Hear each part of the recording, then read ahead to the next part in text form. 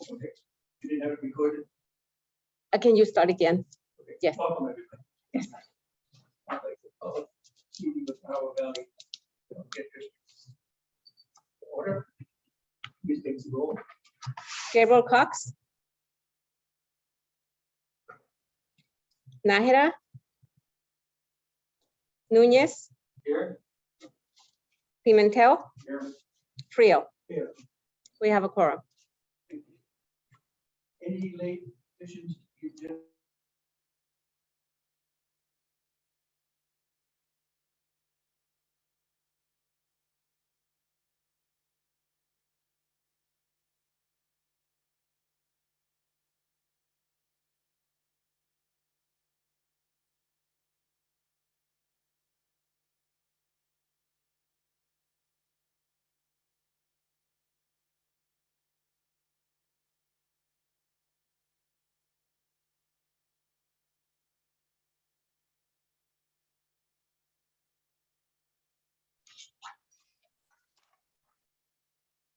To address the board, dial the telephone number provided and you will be prompted. Okay. Participating in person. I don't need to read that. To address the board, dial the telephone number provided and you will be prompted to enter the meeting. To unmute, press *6. To raise your hand, press *9. In person, you have 2 minutes. Please come to the podium when there's time for public input. Thank you.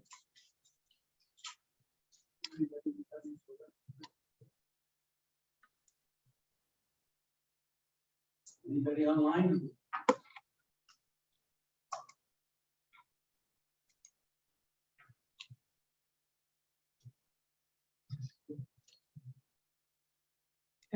We don't have anyone. I have Cecilia, but I think she's just trying to tell us to move her. Once again, I didn't hear. Oh, we don't, Cecilia?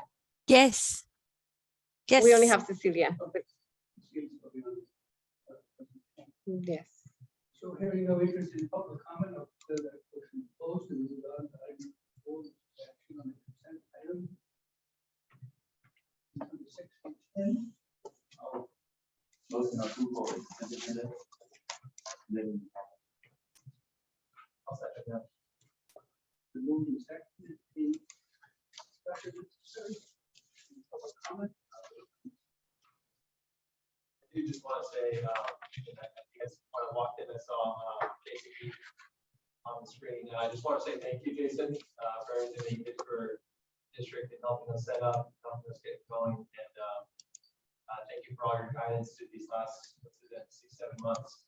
Really appreciate it. And I know the community, the Power Valley community appreciates everything you did for the district. So thank you so much.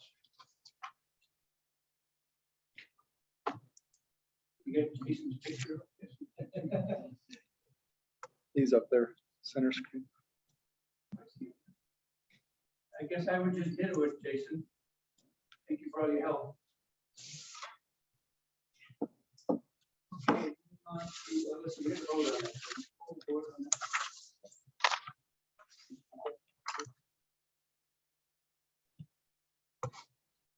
Gabriel Cox?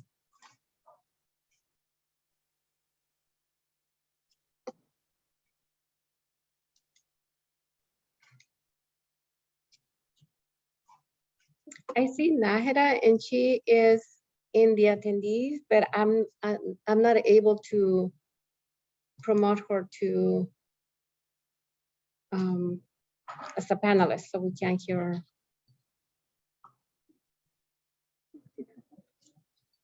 Okay, now it's doing it. It wasn't doing. Okay. Nájera? Yes, thank you. Here. Núñez? Aye. Pimentel? Aye. Frio? Aye. Nájera? Aye. Okay. Is the audio not connected? I think Can you guys hear us? Yes, okay, yes. So just now, okay, I should say it's more difficult to hear the board members. What's going on? I think Cecilia. They might be mute. yeah. I was just gonna So mention, we have a Oh, quorum we can't and hear that's been 'em. We approved. can't hear 'em. Yeah, because I can't hear Cecilia Okay, hold on. speaking right now. I was trying. You can't hear me? Hmm. Okay, I think it's on our end. I think maybe our equipment here is turned up the volume. is not- I'm not sure. Because it's not coming, it shouldn't be coming out of my computer. Oh, right, but let's try this.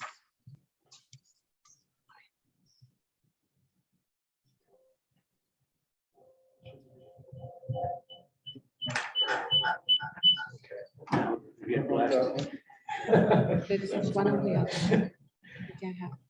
So if I have my.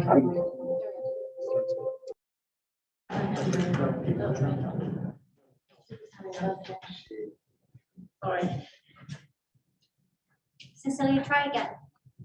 can you hear me now? Oh, good. Yay. The only thing I was going to say, and I don't know if you have any members of the public on the call, but it is very difficult to hear the board members. I can hear Beatrice just fine, but anyway. Move that closer to us.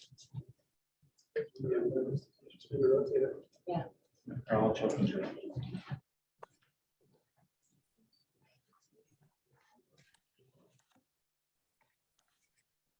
Oh, Sam, is that any better? Oh, much better, much better. We'll speak up as well. Okay, so we've completed the Yes. agenda. So number 5 is report from ad hoc committees, subcommittees, ad hoc subcommittees of the board, if there are any. I think most of those groups have disbanded, are they not? Okay.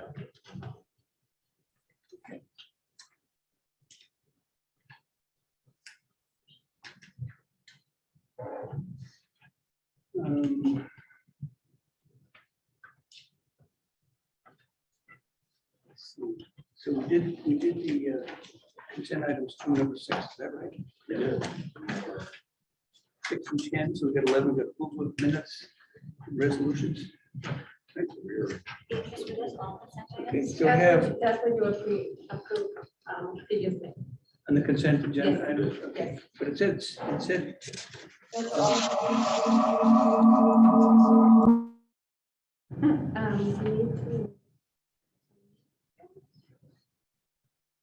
Maybe. Can you hear me? Yes, okay, so then I don't have to unmute. If I unmute, then it does that, okay. so what we approved were agenda items 6 through 10. 6 through 11. Yes, it's a typo. Okay, so that's all the, Yes.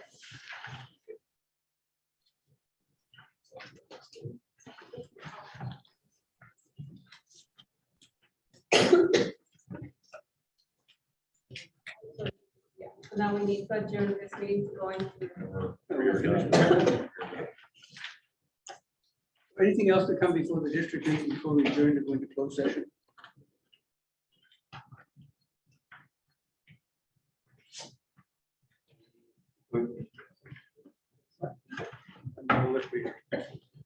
What was the question? Question, anything to come before this group before we adjourn it to go into closed session? With the closed sessions and the following. Okay, so we're adjourning the district meeting. Yes. Yeah, thank you. So the district meeting is adjourned. Thank you, everybody.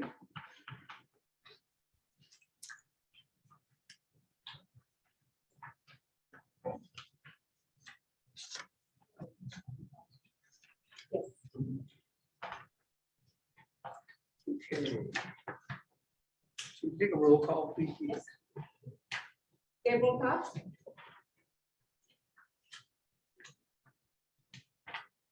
I see you there. She can't hear us. Can you unmute? Gabriel? Gabriel Cox? Here, Yes, we can hear you now. Nájera? Here. Nunez, Here. Pimentel, Here. Frio. Here. We have a quorum.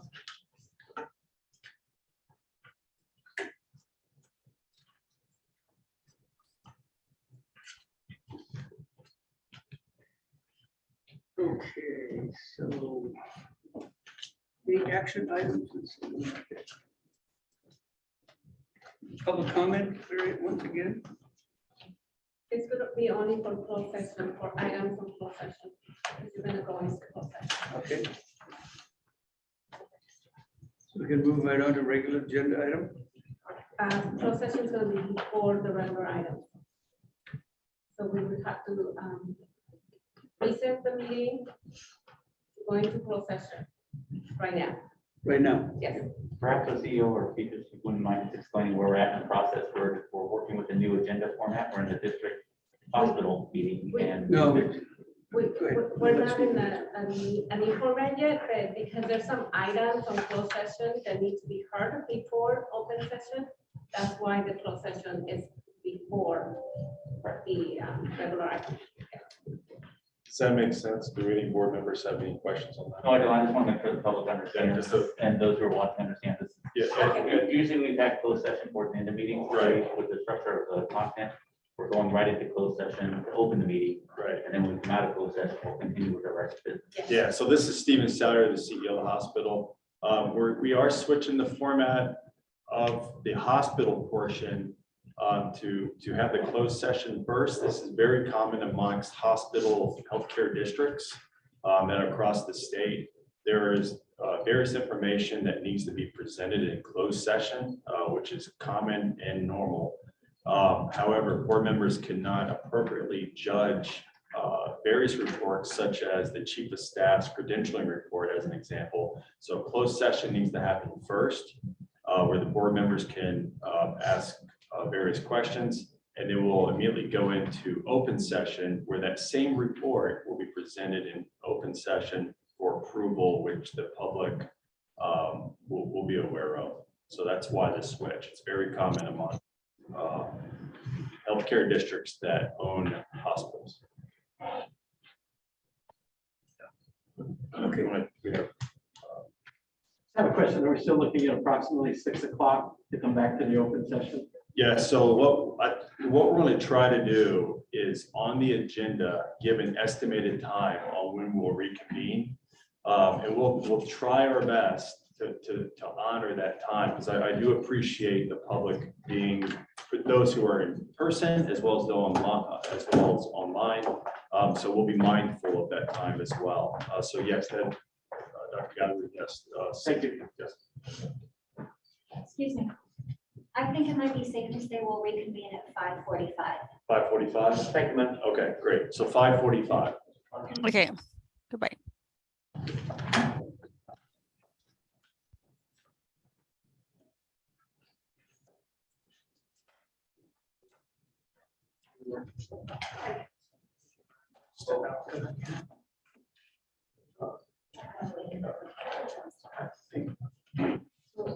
Yeah. Who's first or first HR?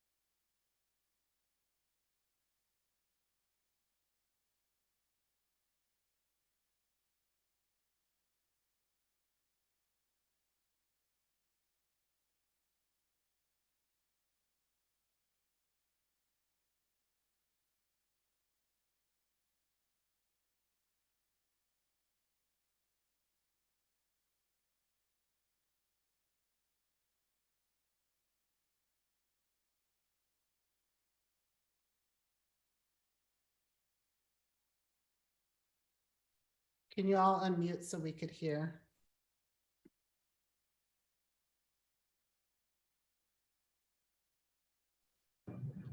We're reconvening meeting after closed session.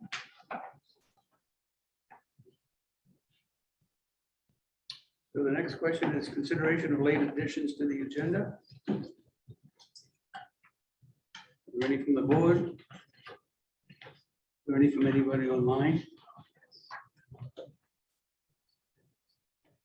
Beatrix, is there anybody online at this point? Yes. You do.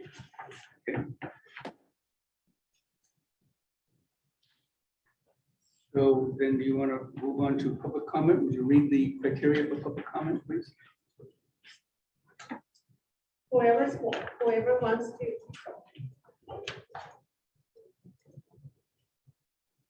Whoever wants to speak to the board, please unmute yourself. And we'll let you know when the time is on and ask you to unmute. You have 2 minutes. Thank you. Any requests from anyone online to address the board? Is anyone online that wants to speak to the board at this moment on items not on the agenda?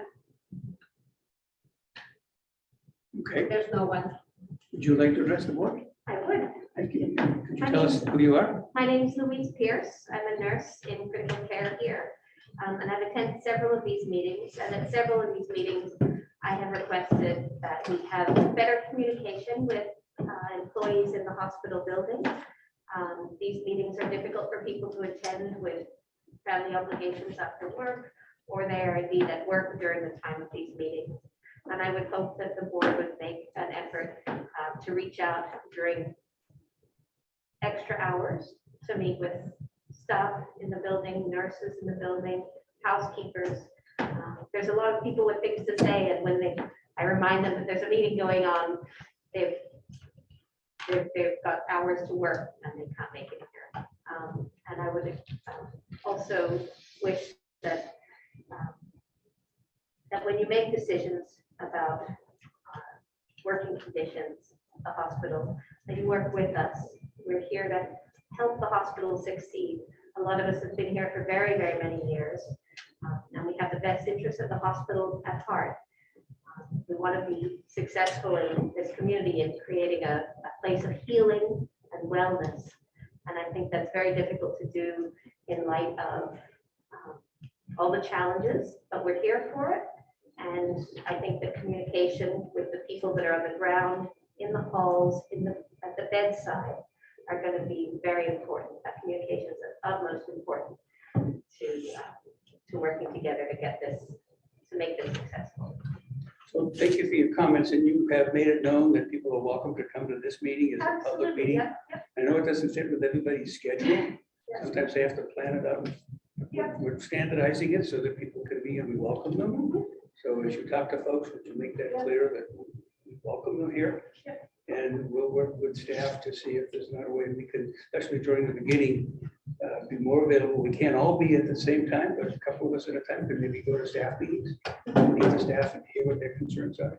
Or a town hall or something like that. We need, just better communication. People are in a black hole in there. Thank you, Louise. I appreciate your commitment and your advocacy on behalf of the hospital staff and for you coming. Can I move? I really appreciate your voice and I look forward to connecting with you more. Is there anyone else online who would like to address the board? There's no one. Okay. Number 5 is action on consent agenda items 8 through 13. What's the pleasure of the board?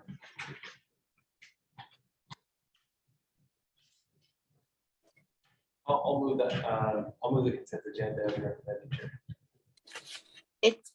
It's actually 9 through 13, so just a little correction in the minutes. I'll second that motion with the notation, with the corrected notations. Item 9 through 13. Okay, it's been moved and seconded. Any questions from the board? Questions from the public? Poll the board, please. Darrell Cox,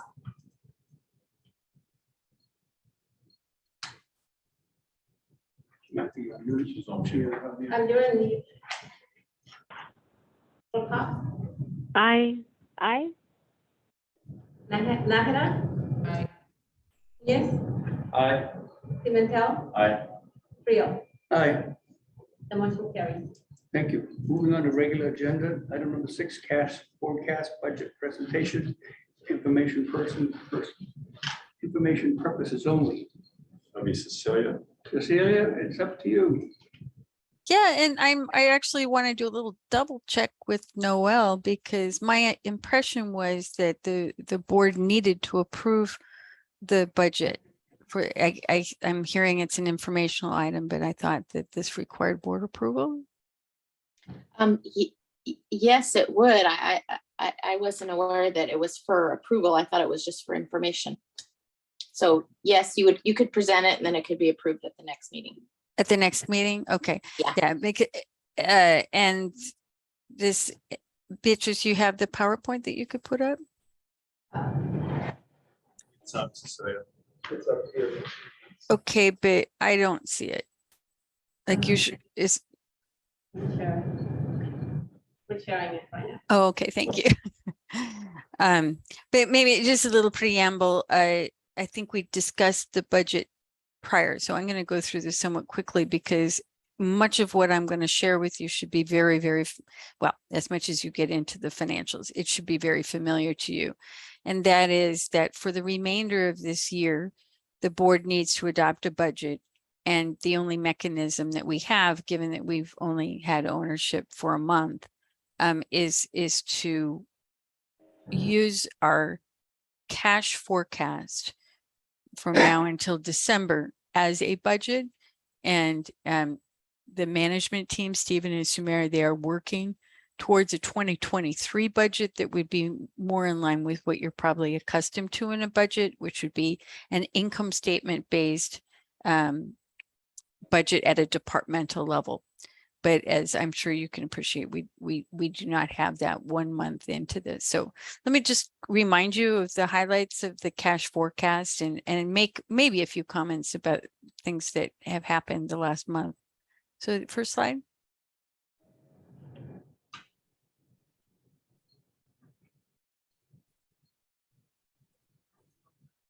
Yeah. Recall that our cash forecast, we do layer in some of the impact of the initiatives that were included in the turnaround plan. But they do, for the most part, and you'll see some of these don't fully bake into the performance of the hospital until very late in the year. So the remainder of this year, it sees just a little bit of that. And again, I noted that the normal budget will come in for 23. Next slide.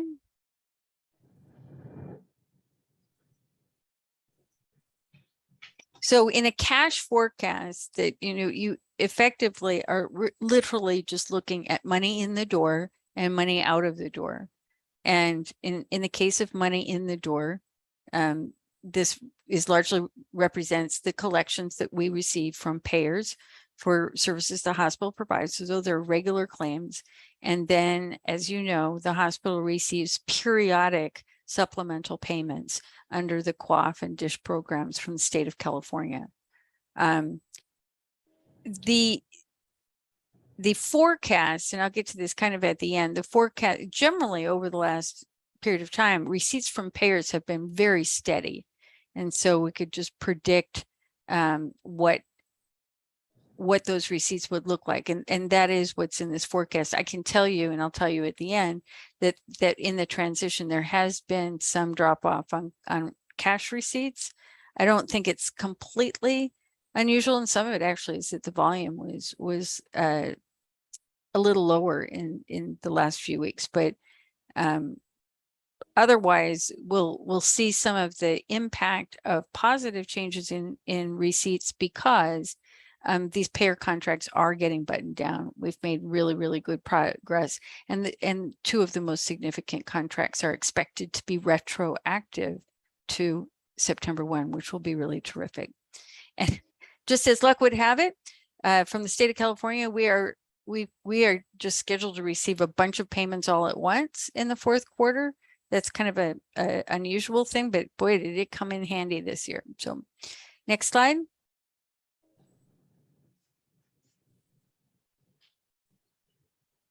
So as I think you also know that the labor and the temporary, so this is labor in its totality, represents 64% of the hospital's expenses. So it's really a very, very important line item. Biweekly labor payments have been about 2.4 million, pretty steady for a long time. It's same thing with benefits.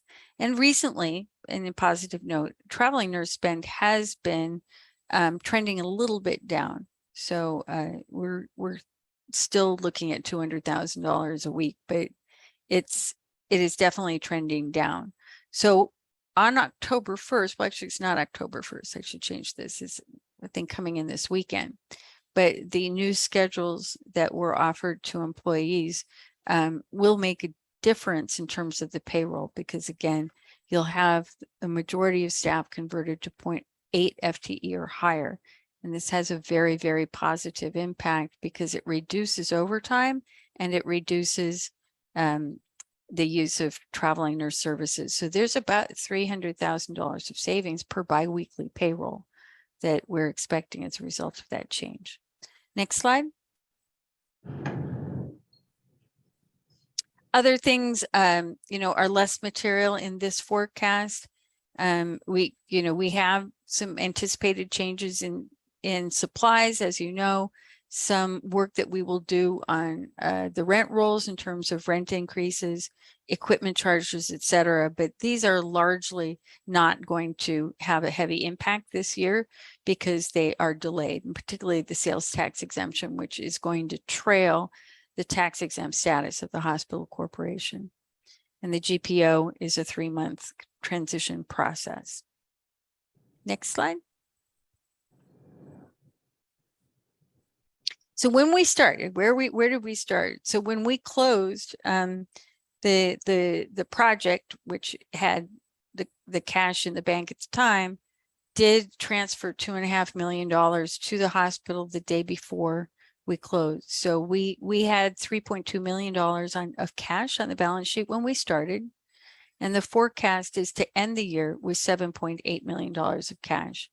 But importantly, lest you think that we're actually generating that cash from operations, no, we are actually generating 6.6 of that in donations, that the largest share of which would be through the Packard Foundation, and then additional gifts that have been received by the project.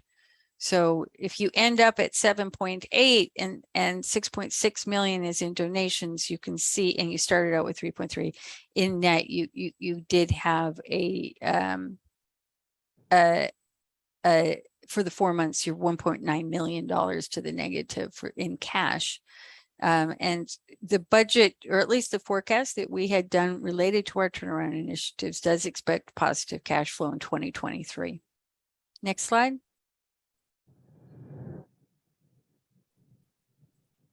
It's just a reminder of the impact of some of these things that the payer contracts, I really want to emphasize for you, these are largely tracking to these numbers.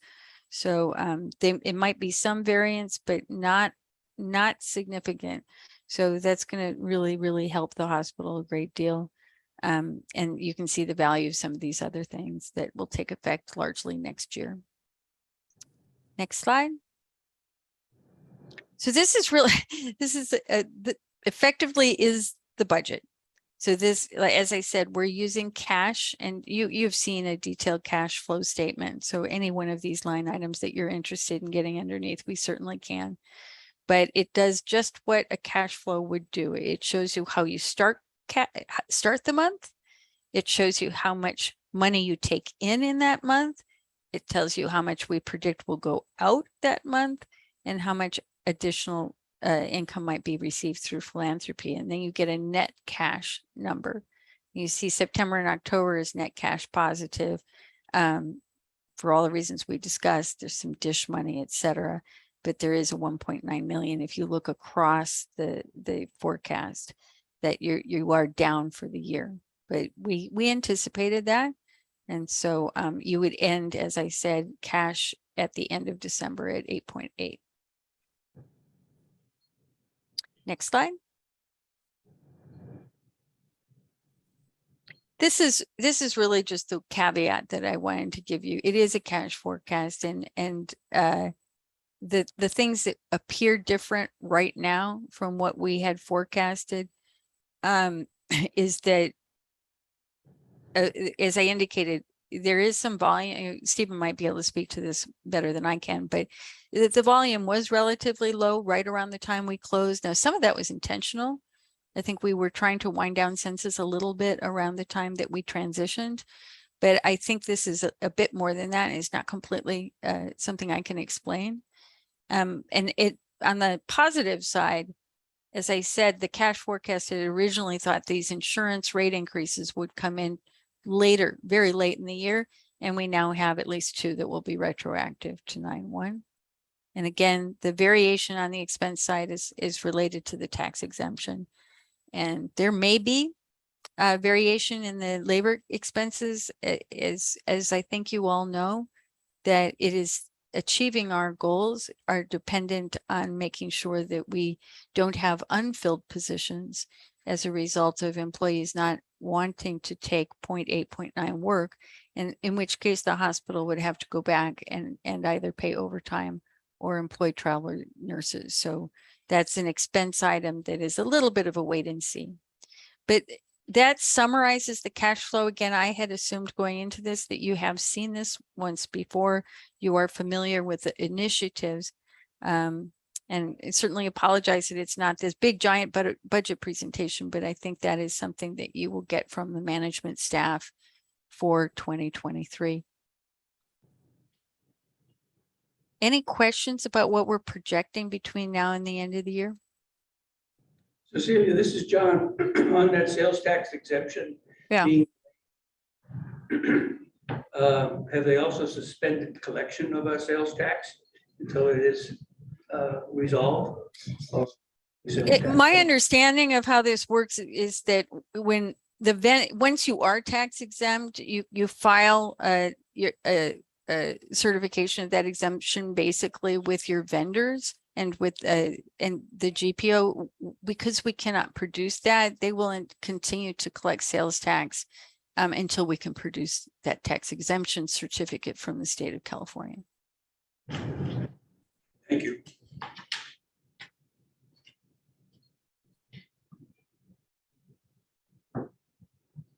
Any other questions? Celia, this is Marcus. I appreciate the information. Admittedly, it's hard to see this. It's hard physically to see it from where I sit. Oh, I'm sorry. It looks great on my screen. But it's also hard to react to it, just seeing it on screen. Would you mind going back? Are you patrolling the PowerPoint? No, I think Beatrice is, but or somebody else is, but you want to go back to the budget here? Well, no, I want to go back to the one that had labor costs. Because it looked like the reference was weekly, and I think those are bi-weekly. They are bi-weekly. If it said weekly, that should have said it's a bi-weekly payroll. I think I even know this, yeah, where it says average to, yeah, no, that should say bi-weekly. And then the traveling nurse and benefits, those are both bi-weekly, right? Correct. No, Those are weekly. those are weekly. Oh, they are weekly. Okay, I'm sorry. The payroll is run bi-weekly. So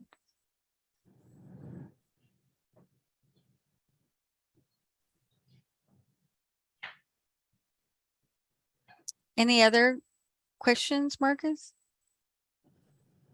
I presume that this PowerPoint can be uploaded to our board packet website, just so we can access it after, in the next couple of days. Now if you wouldn't mind going to the forecast, the numbers page.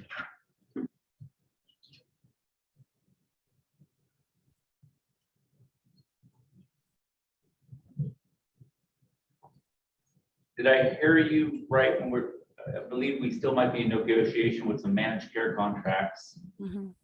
What is the assumption in these numbers for those contracts that we still are in negotiation with? Is it current rate or future rate, proposed rate? These largely the forecast variation is around timing. So we haven't changed our assumptions around the ability to increase annual revenue by 11 million, and that is still what we're seeking to do. And then it just becomes a matter of when do those rate increases take effect. And let's say, for example, that they were to take effect for service dates after November 1.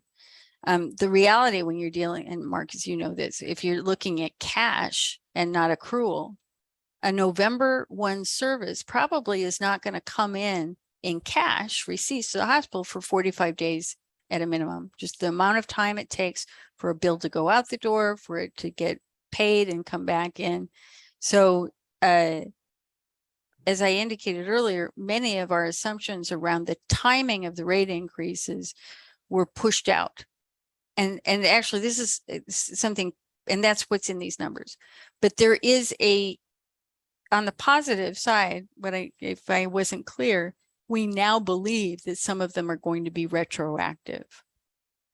And as a result, that we will have, whether they choose to reprocess claims or just do a lump sum check, I expect that in the November, December timeframe, there will be from at least the 2 payers that are retroactive, that there will be some catch-up payments.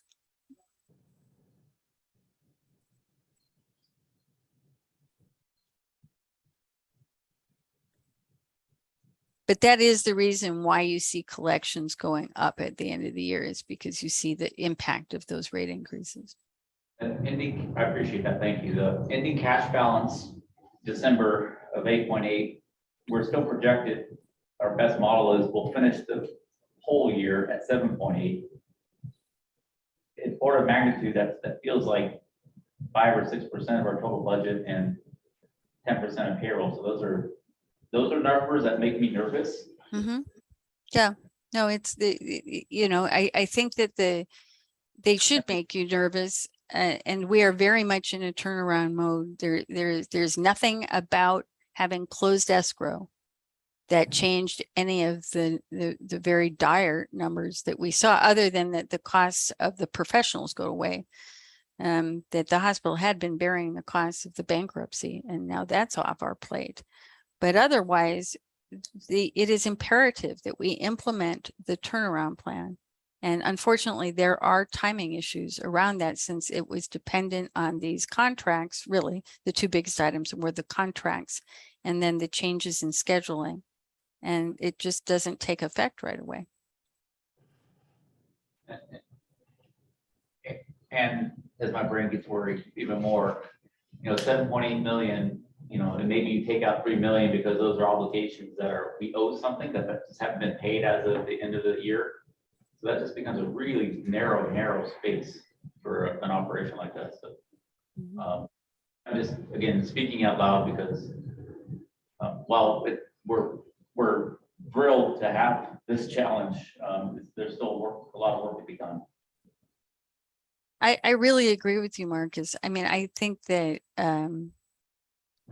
our ability to get through this year was made possible by the pledges that came through the Packard Foundation. We would be in pretty bad shape if we hadn't been able to get that $6.2 million.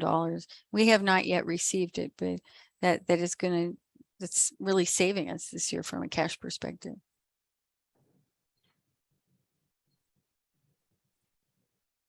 I'll just finish with procedurally, this will come back to the board for action at our next board meeting. And the next steps are staff action, over the coming months, developing a full-scale budget for the remainder of the year. This is just a temporary interim budget so we can continue operations. But I guess I'm stating that out loud to see if that feels right. That is staff. Yeah. And on our other action item, the formation of a finance committee will just be another place where it'll be helpful. So I'm not boring all of you with all of my nuanced questions. So I appreciate everybody's patience. Thank you.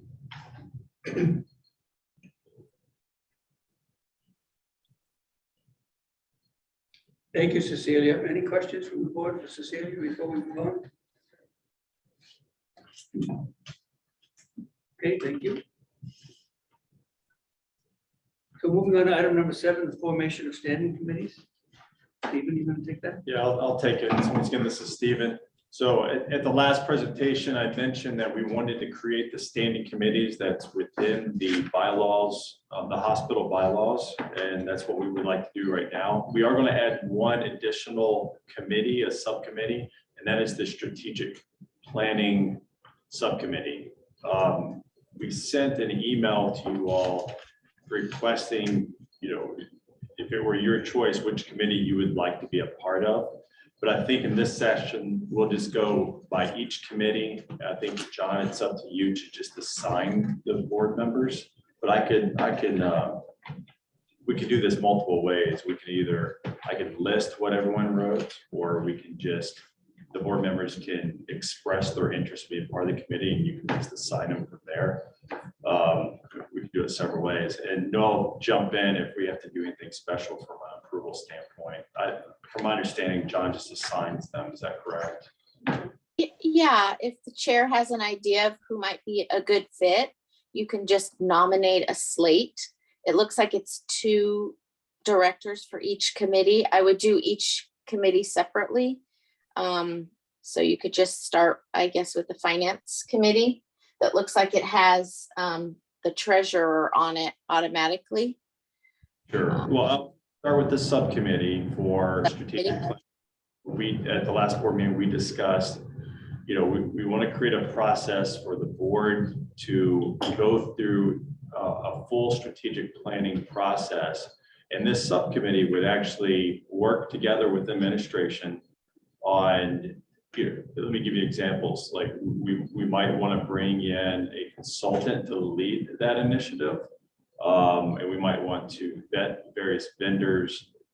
We may choose not to use a consultant, right? But that subcommittee will go back to the board and inform the board. Here's our recommendations to go through a strategic planning process.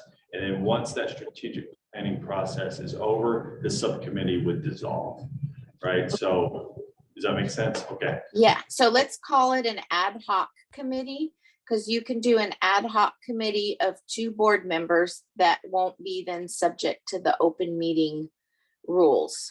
So we'll call it an ad hoc strategic planning formation or strategic planning committee. Okay, perfect. So with that, I'll just go ahead and mention, if everyone's okay, I'll mention who had interest in that. And so it was Dr. Cox, Tony Nunez, and Marcus had interest in that. We only need 2. So I guess we can have an open dialogue. Is anyone willing to back out of that? Let me start. Okay. Yeah. I'd happily concede. We can have an arm wrestling competition. We just finished one over here, so Yeah. it sounds like Marcus is Okay, go so, away from that. all right, very good. So we have our 2 board members and Dr. Cox, you're still good at being a part of it, correct? Okay, so we have Dr. Cox and Tony. And Noel, needs to be a motion, or can John just assign them? No, so you should have a motion, and let's call it the Ad Hoc Strategic Planning Development Committee. Because the idea is you're developing what you want to do for strategic planning as opposed to your standing strategic planning committee, correct? Correct. Okay, so the motion would be to appoint Dr. Cox and Director Nunez to that Ad Hoc Strategic Planning Development Committee. Would anyone like to make that motion? I'll move the recommendation. I'll second that. So it's been moved and seconded that we develop the ad hoc strategic planning development committee represented by Dr. Cox and Director Nunez. Take a vote, all in favor? Gabriel Cox, Aye. Nájera, Aye. yes, Aye. Pimentel, Aye. Frio. Aye. The motion carries. Very good. So administration will get with the two board members and we'll have our first initial meeting. We'll come up, we'll calendar it, have a time, and we'll get together and we'll start the initial phases. So anticipate Lisa reaching out to you for our first meeting. All right, now we would like to go to the standing committees. We would like to start with finance. Once again, another three that were interested. Mr. Friel, Jasmine, you had interest in that, and Marcus, you had interest. I will happily step back. The gentleman can handle that committee. Okay, very good. Would someone like to make a motion to that effect? I move to appoint John Friel and Marcus Pimentel to the Finance Subcommittee. Finance Committee, Finance. Committee, thank you. Seconded? I'll second that. Second. Okay, we have 2 seconds. Hold the board, please. Gabriel Cox, Aye. Nájera, Aye. Núñez, Aye. Pimentel, Aye. Frio. Aye. All right, great. We'll move on to HR. Marcus had interest and none others, so we need one more board member. And HR is more vital than you think. I know our lovely HR director is laughing over here, or executive is laughing, but this would be a very important committee that works on, well, you think of pay, you think of benefits, you think of employee celebrations, honoring employees, all the various initiatives dealing with grievances. It's an extremely important committee, and it's actually more exciting work than you might think. So I'd be happy to work on that with Marcus. good, thank you. We always have food. We always, there's always food. We need a motion for that. I'll make that motion. I'll second that. Okay, Gabriel Cox, Aye. Nájera, Aye. Núñez, Aye. Pimentel, Aye. Frio. Aye. Motion carries. Very good. The next one is the Quality and Patient Safety Standing Committee. And Dr. Cox was the only one who volunteered for that one. So we need one more. I'd be happy to work with Katie on that committee. Very good. Somebody want to make a motion to that effect? I'll move to appoint Dr. Katie Gabriel Cox and Jasmine Nájera to the Quality and Patient Safety Committee. Yeah, I'll second that. Thank you. Would you Gabriel hold the Cox? board, please? Gabriel Cox, Aye. Nájera, Agreed. Aye. Núñez, Aye. Pimentel, Aye.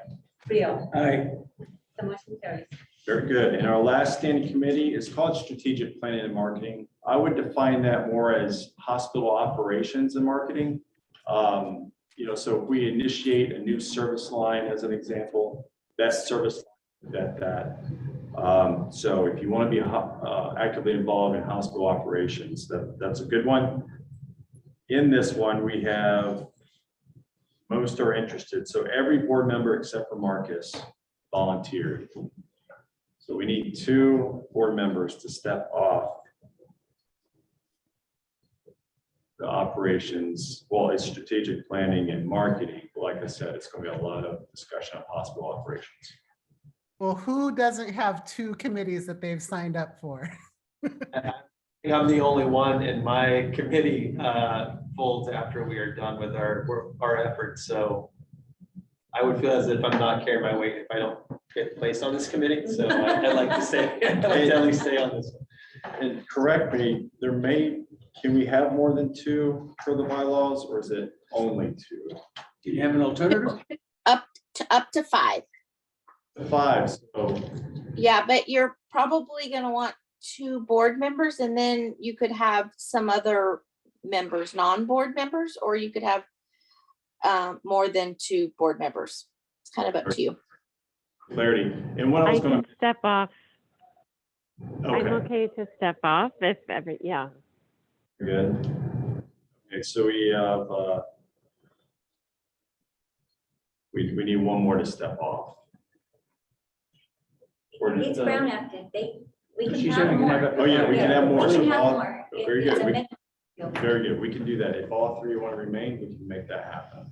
And I just want to make sure my fellow board member, Dr. Cox, knows she can remain if she chooses to. Okay, so we will make a motion for the 3 board members. So who are those? It would be John, Jasmine, and Tony.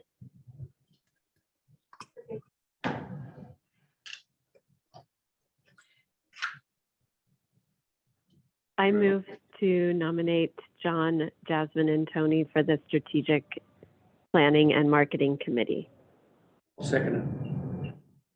Wait, that would mean I'm on 3 committees. I don't have bandwidth for that. Sorry. Gotta Okay. set my limit. So if I could make a suggestion, that committee under the bylaws requires 1 physician. Doesn't necessarily need to be a board member physician, but if there is a board member physician who might want to do it, then you could, kill 2 birds with 1 stone. I was going to recommend that, and I was going to get into this after the full vote. I think it would be beneficial for those, like whoever was selected, to have your first meeting. And that first meeting, you're going to have a conversation on how to outfit the entire committee. I think there's some strong opinion that we might want to have a non-board member position, but I think if Dr. Cox wants to be a part of it, I think you'd have both, right? You have Dr. Cox and a non-board position. Correct, But- correct. Or can do whatever it chooses. Right. So there's a motion on the Okay, right now, right? Yes. For the 3 of us, but I think Jasmine just said she wanted to step away from that because that would give her 3. Keep me on for now, but I do like the idea of attending a meeting and seeing, keep me on, but if it's flexible, that would be great. No, also, is it true that since we can have up to 5 members, any board member can join any of these meetings? Yes, you could, because standing committees are Brown Act committees, so they have to be noticed meetings. So it doesn't matter if you're over a quorum. But only 2 members on the committee will have a vote? No, however many members there are. So for the strategic planning, the bylaws say a minimum of 2 with up to 5. And all 5 of those members would have a vote, but they all don't need to be board members. Did I answer your question? Sure, I think I interpreted it incorrectly. Can 5 board members be on a committee? You could, yes. I'm just saying if somebody was interested in the activity that's going on, they could sit in and participate. Correct. If they just wanted to listen in and not be a voting member, they could show up at the meeting. If they want to be a voting member, then they need to be a member of the committee. Total number of members in the committee of 5. According to the bylaws, but that's not, you could change that if you decided that you needed more committee members on that.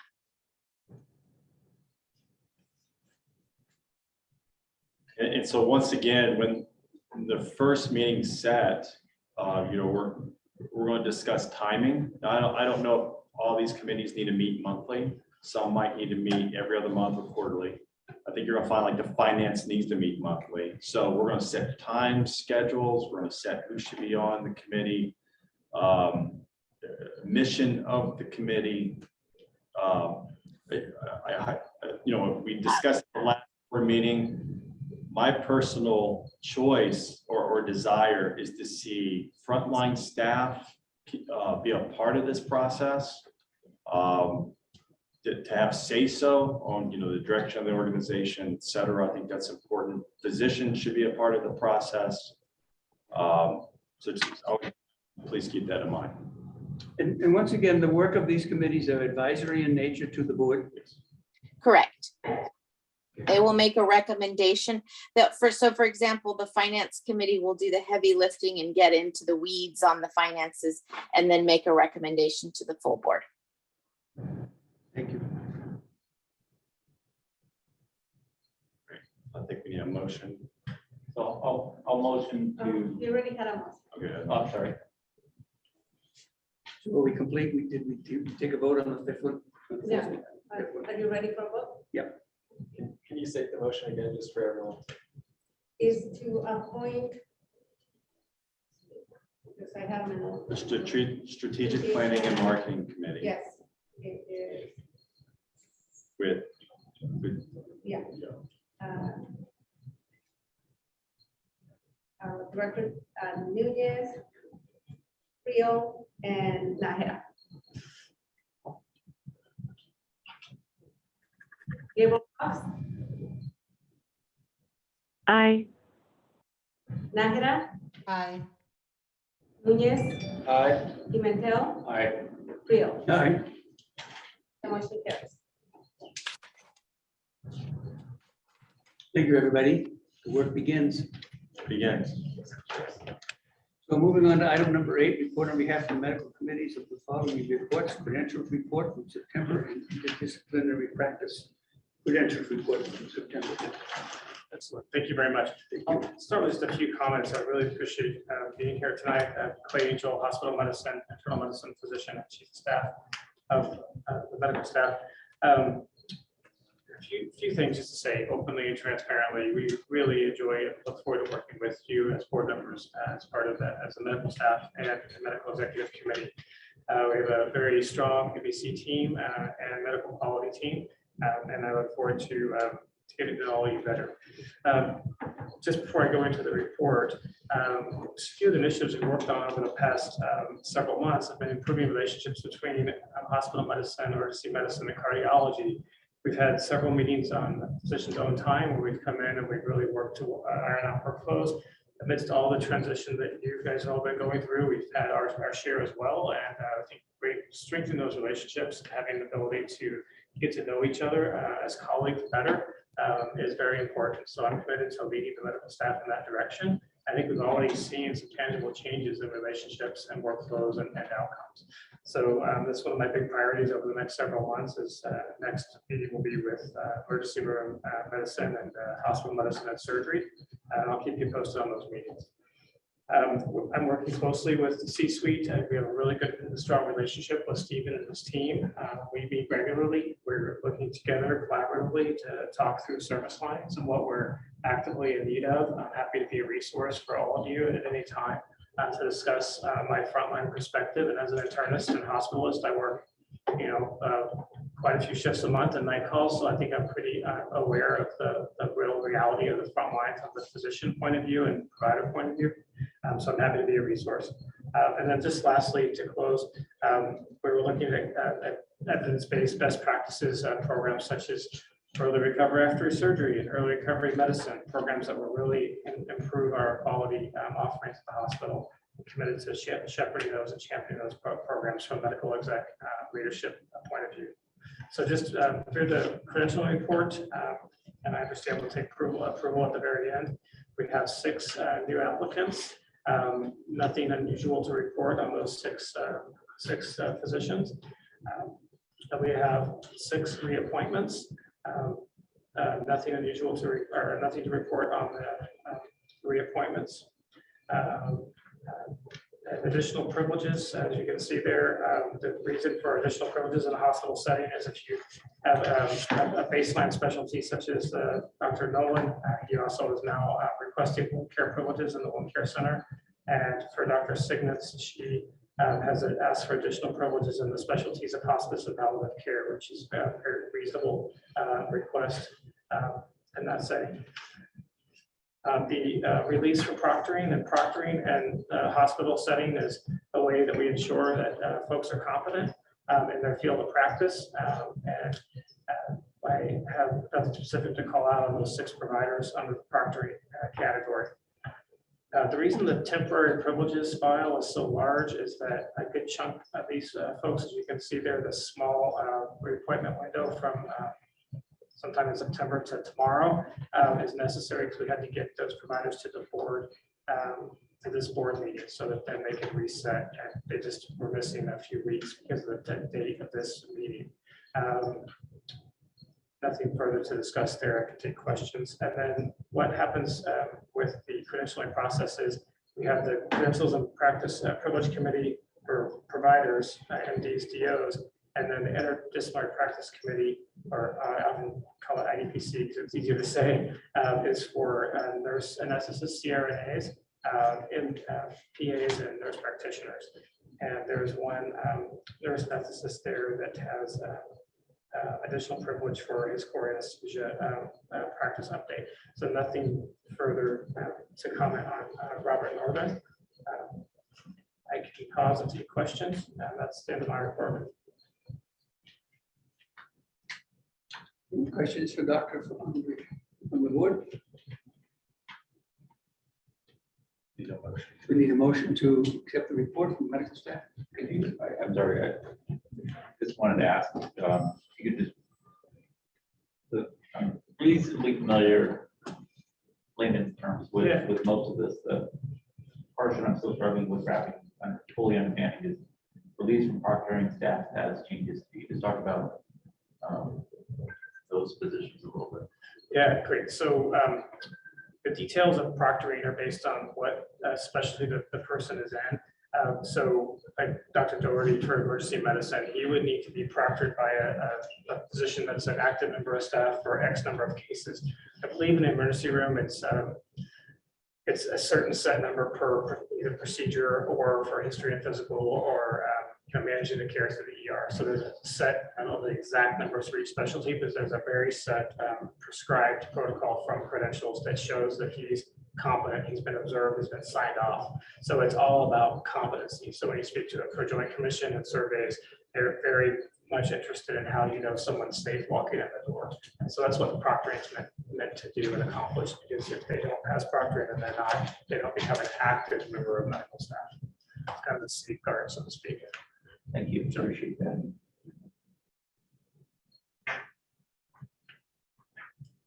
Any other questions? If not, we'll need a motion to accept the President of the Medical Staff report regarding credentialing.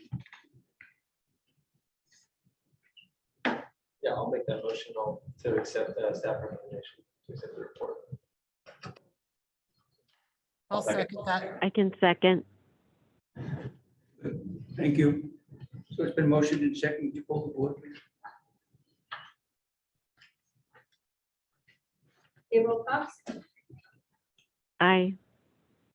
Nájera, Aye. Yes, Aye. Pimentel, Aye.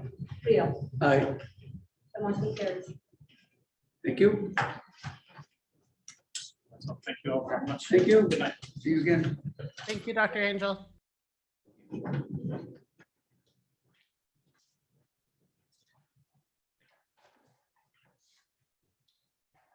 So moving on to consent agenda, which we already did, I believe. Yeah. You're done. Any final things to come before the board?